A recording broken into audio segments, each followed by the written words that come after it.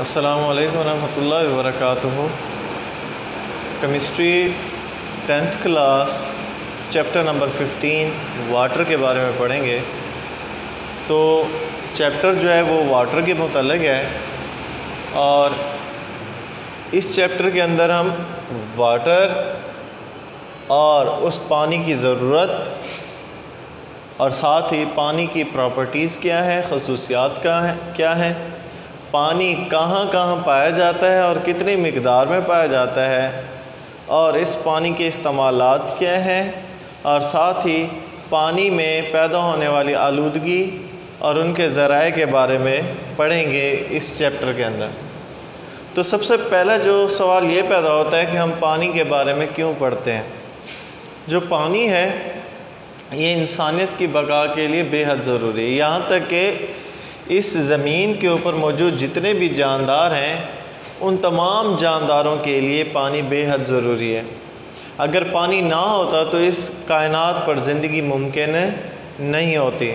जैसे कि इंसान खाना पकाने के लिए पानी का इस्तेमाल करता है, कपड़े धोने के लिए पानी का इस्तेमाल करता है, अपने जिस्म को साफ़ करने के लिए पानी का इस्तेमाल करता है, घरों की सफाई करने के लिए भी पानी का इस्तेमाल करता है और पीने के मकसद के लिए भी पानी को इस्तेमाल करता है।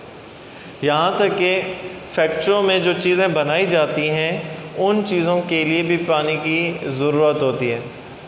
इसके अलावा अगर देखा जाए बाकी जानदारों के लिए भी पानी बेहद ज़रूरी है। और पानी की जो ज़रूरत है उसके दो बुनियादी मकासद हैं कि पानी जो हमारी ज़िंदगी के लिए ज़रूरी है या इस कायनात पर ज़िंदगी के लिए ज़रूरी है, तो उसकी दो वजूहात हैं। तो पानी की मौजूदगी इंसानों के लिए यहाँ तक कि तमाम जानदारों के लिए बहुत ज़रूरी है और उसकी दो वजूहात हैं। पहली जो वजह है कि इस कायनात पर तमाम जो लिविंग सेल हैं, लिविंग सेल पानी पर ही मुश्तमिल है। यानी कि जितने भी ज़िंदा सेल हैं या जितने भी ज़िंदा जानदार हैं उन तमाम जानदारों का जिस्म पानी से बना है। अगर पानी नहीं होता तो उन जानदारों का जिस्म भी वजूद में ना आता। जैसे कि मिसाल लेते हैं कि अगर हम इंसान की बात करते हैं, ह्यूमन बॉडी की बात करते हैं, तो इंसान का जिस्म तकरीबन 70% पानी पर मुश्तमिल है। तो इंसान के जिस्म के इर्तिका के लिए 70% पानी का होना ज़रूरी है। यानी कि इंसान का जिस्म पानी की वजह से ही वजूद में आया। अगर पानी ना होता तो इंसान का जिस्म भी वजूद में ना आता। दूसरी जो वजह है कि ये उन तमाम जानदारों के लिए ज़रूरी है जो पानी के बग़ैर ज़िंदा नहीं रह सकते। मतलब पानी में रहने वाले तमाम जानदारों के लिए बेहद ज़रूरी है। तो ये पानी में रहने वाले जानदारों के लिए एक मीडियम फ़राहम करता है और उसी मीडियम के अंदर वो तमाम जानदार अपनी ज़िंदगी गुजारते हैं। तो जितने भी जानदार पानी में ज़िंदगी गुजारते हैं उन सब के लिए पानी का होना ज़रूरी है। अगर पानी ना हो तो वो जानदार अपनी ज़िंदगी नहीं गुजार सकते।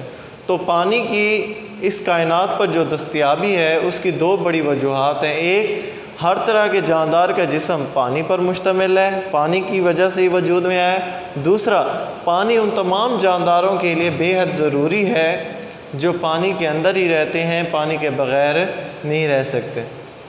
लेकिन इसके अलावा पानी जो है वो पीने के मकासद के लिए, खाना पकाने के लिए, धोने के लिए भी इस्तेमाल किया जाता है। यहाँ तक कि फैक्ट्रियों में या कारखानों में जितने भी केमिकल तैयार किए जाते हैं वो पानी की वजह से ही तैयार किए जाते हैं।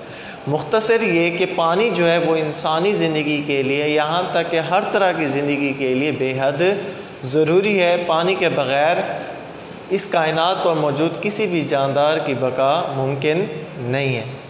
अब जो पानी है वो इस ज़मीन पर पाया जा रहा है। हमारी जो ज़मीन है, हमारी जो अर्थ है, हमारी ज़मीन को दरअसल 4 हिस्सों में तकसीम किया गया है। तो जोग्राफियाई लिहाज से ज़मीन को 4 हिस्सों में तकसीम किया गया है। एक हिस्सा वो है जहाँ पर लिविंग ऑर्गेनिज़म पाए जाते हैं, ज़िंदा जानदार पाए जाते हैं, और एक हिस्सा वो है जहाँ पर चट्टानें पाए जाते हैं, चट्टानें या पत्थर वग़ैरह पाए जाते हैं।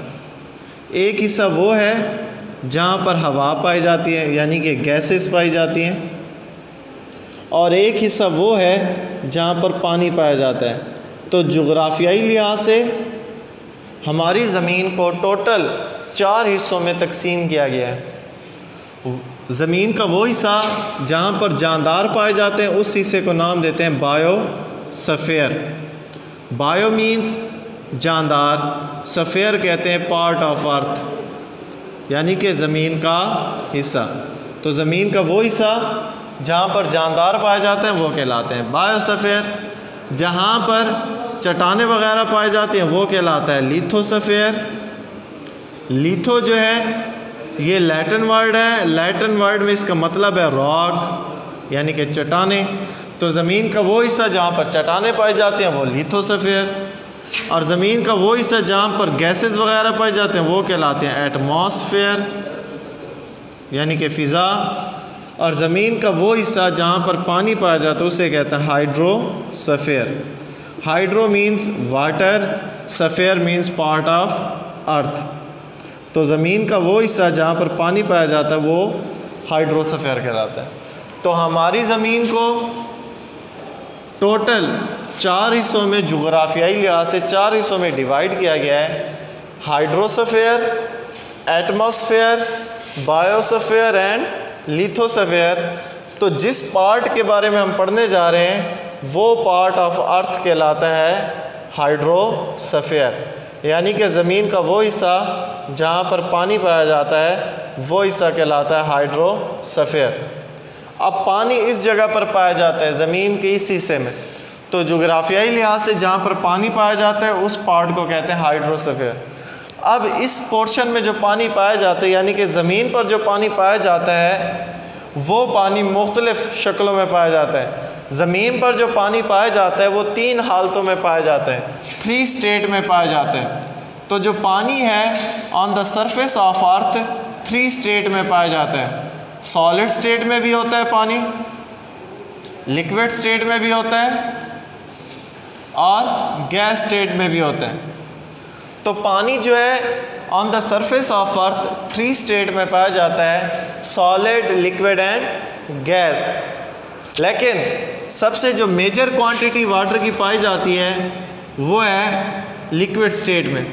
तो पानी लिक्विड स्टेट में सबसे ज़्यादा पाया जाता है, सॉलिड और गैसियस स्टेट में कम पाया जाता है। तो on the surface of earth water is present in the 3 state solid, liquid and gas. Major quantity of water is present in the liquid state and the water in the solid and gaseous state is a minor quantity। और ज़मीन का वो हिस्सा जहाँ पर पानी पाया जाता है वो हाइड्रोस्फीयर कहलाता है। अब पानी जो है वो 3 स्टेट में पाया जाता है, सॉलिड में भी, लिक्विड में भी और गैसेस में भी। तो सबसे पहले पढ़ने जा रहे हैं लिक्विड स्टेट में कि पानी जो लिक्विड स्टेट में पाया जाता है वो किन किन जगहों पर पाया जाता है और कहाँ कहाँ पाया जाता है और उसकी परसेंटेज क्या है। तो पानी लिक्विड स्टेट में पाया जाता है सबसे पहले ओशंस में यानी कि समंदरों में, और रिवर्स में, स्ट्रीम्स में यानी कि नदी नाले, लेक्स में यानी कि झीलों के अंदर, एंड पॉन्ड्स और तालाबों के अंदर, इन ग्राउंड या इनलैंड वाटर या फिर ग्राउंड वाटर।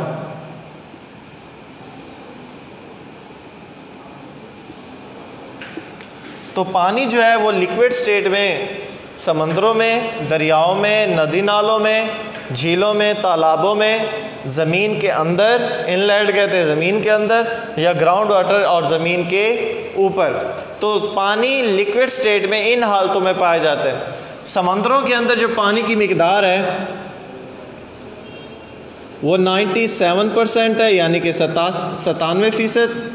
97% पानी का शुमार लिक्विड स्टेट में यानी कि ओशन में आता है, यानी कि समंदरों के अंदर पानी की जो मिकदार है वो 97% है और वो लिक्विड हालत में पाया जाता है। और रिवर्स में, स्ट्रीम्स में, लेक्स में या पॉन्ड्स में ये पानी आ जाता है फ्रेश वाटर में।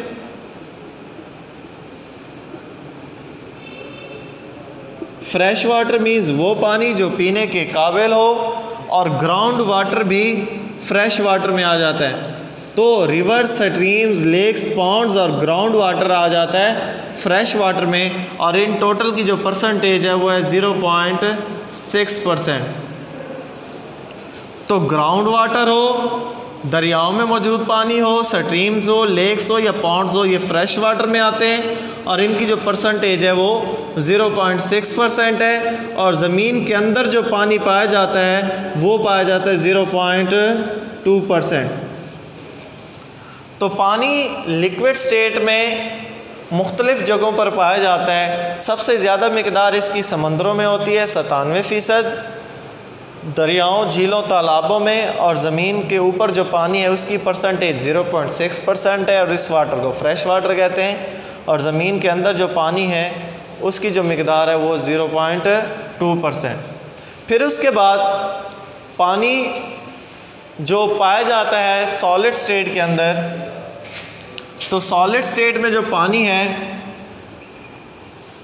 वो पाया जाता है बर्फ़ की सूरत में, यानी कि आइस की सूरत में। तो पानी जो सॉलिड स्टेट में पाया जाता है वो होता है आइस की फॉर्म में, बर्फ़ की हालत में। और वो आइस किस हालत में होती है? ग्लेशियर्स की सूरत में एंड आइस कैप्स की सूरत में। तो ग्लेशियर्स और आइस कैप्स की सूरत में बर्फ़ मौजूद होता है, और वो जो बर्फ़ है वो दरअसल पानी होता है, और इसकी जो परसेंटेज होती है वो है 2.1%। तो सॉलिड स्टेट में जो पानी पाया जाता है वो आइस की फॉर्मेशन में होता है, आइस की फॉर्म में होता है, और वो आइस कहाँ कहाँ पाई जाती है? ग्लेशियर्स और आइस कैप्स में, और इसकी जो परसेंटेज होती है वो 2.1%। और पानी जो गैसियस स्टेट में होती है, पानी की जो मिकदार गैस हालत में होती है वो होती है फ़िज़ा में, यानी कि एटमॉस्फेयर में। और फ़िज़ा में जो पानी मौजूद होता है वो वेपर्स की फॉर्म में होता है, बुखारात की शक्ल में होता है। और बुखारात की शक्ल में जो पानी होता है वो है 0.01%। तो पानी ज़मीन पर 3 हालतों में पाया जाता है, और उन तीनों हालतों में जो पानी की परसेंटेज है वो डिफरेंट है। लिक्विड स्टेट में जो पानी पाया जाता है वो ओशन में 97% होता है, ग्राउंड वाटर में 0.6 होता है, इनलैंड में 0.2% होता है। जो सॉलिड स्टेट में होता है वो 2.1% होता है। जो गैसियस स्टेट में होता है, गैसियस स्टेट जो पानी की होती है वो फ़िज़ा में मौजूद होती है, और उसकी परसेंटेज 0.01% है। अब सवाल ये पैदा होता है कि पानी ज़मीन पर पाया तो जाता है, लेकिन कितने फ़ीसद पानी हम पीने के लिए इस्तेमाल करते हैं, अपनी ज़रूरियात के लिए इस्तेमाल करते हैं? जो ओशंस वाटर है ये नॉट यूजेबल है, यानी कि इसे हम इस्तेमाल नहीं कर सकते पीने के मकसद के लिए। क्यों? क्योंकि समंदरों का जो पानी है इसमें नमकियात बहुत ज़्यादा होती है, तो इसमें डिज़ॉल्व्ड साल्ट की जो मिकदार होती है वो बहुत ज़्यादा होती है, यानी कि हल शुदा नमक बहुत ज़्यादा होता है, जिसकी वजह से समंदरों का पानी हम इस्तेमाल नहीं कर सकते। यानी कि 97% water is not usable for drinking purpose और अदर पर्पज़। क्यों? क्योंकि उसमें सॉल्ट ज़्यादा होते हैं।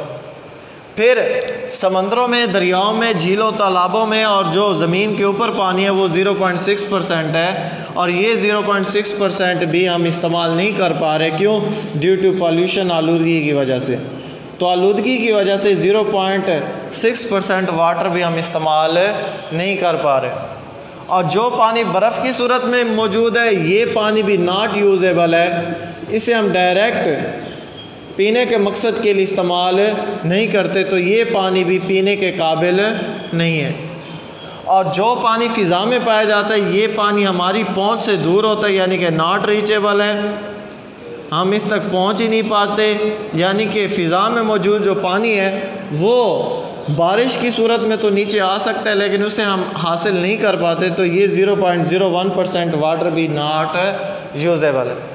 तो पानी की जो मिकदार हम इस्तेमाल कर रहे हैं वो ज़मीन के अंदर मौजूद पानी है वो है 0.2%। यानी कि मुकम्मल पानी में सिर्फ हम इस्तेमाल कर रहे हैं 0.2% अपनी ज़रूरियात को पूरा करने के लिए, और ये 0.2% भी आलूदगी का शिकार हो चुका है। कैसे? जब हम समंदरों में या फिर हम कारखाने या फैक्ट्रियाँ बनाते हैं तो कारखाने और फैक्ट्रियों से गंदा पानी निकलता है, और वो गंदा पानी हम खुले ज़मीन पर डाल देते हैं, और वो गंदा जो पानी होता है खुली ज़मीन से ज़ेरे ज़मीन चला जाता है और ज़ेरे ज़मीन पानी को आलूदा कर देता है। तो 0.2% पानी ही पीने के काबिल है, और वो 0.2% पानी भी हमारी सरगर्मियों की वजह से आलूदा होता जा रहा है। तो उम्मीद है आज के टॉपिक के बारे में और आज के टॉपिक के मुताल्लिक़ आपको अच्छी तरीके से समझ आ गया होगा। अल्लाह हाफ़िज़।